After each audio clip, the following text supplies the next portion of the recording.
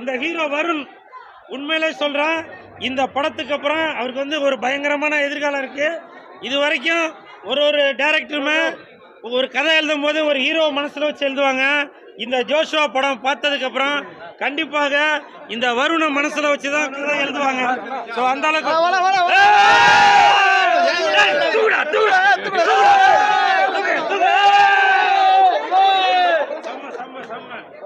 இப்ப நான் சொன்னேன் இல்லையா, தமிழ்ல ஒரு ஜேம்ஸ் பாண்ட் படம்ன்றது அது சார் தான்.